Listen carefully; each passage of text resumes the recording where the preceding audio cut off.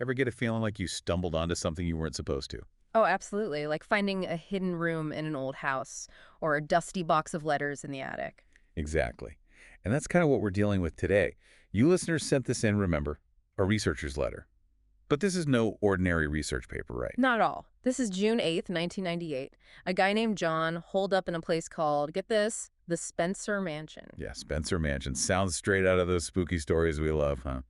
But this letter, it's got this urgency, this fear that jumps right off the page. He's infected, he says, changing, and not for the better. And get this, he keeps saying, becoming one of them.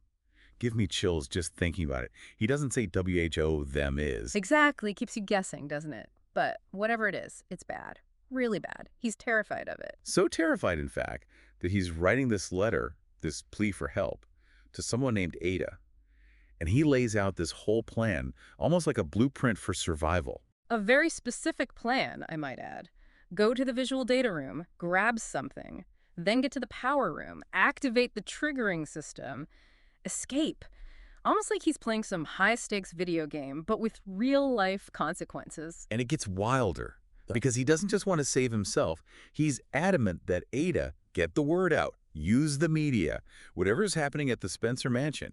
He needs the whole world to know. Which makes you wonder, what's he so desperate to expose? Is it about this becoming one of them thing? Is it contagious? Is it a threat to everyone? Right. And then, just when you think it can't get any weirder, he starts talking passwords to get into some secure system. First one's easy enough, your name. But then, Sure runes.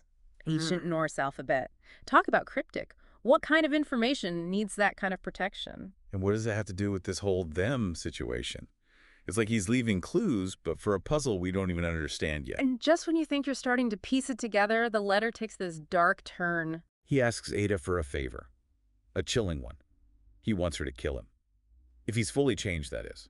That's heavy stuff.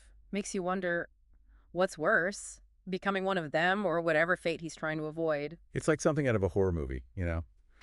This guy's terrified of what he's turning into, so much so he'd rather die. And he's putting his faith in this Ada, whoever she is, to make the tough call, to expose the truth, whatever the cost. So, dear listeners, let's say you're Ada, standing there, letter in hand, at the gates of the Spencer Mansion. What would you do? Would you dare step inside?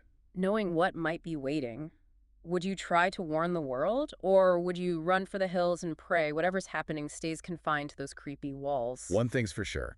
Some secrets are best left buried, but some stories, well, they demand to be told. Even if they terrify us. That's the dilemma, isn't it? The choice we all have to make, even without a haunted mansion and a cryptic letter to guide us. Choose wisely, listeners. Choose wisely.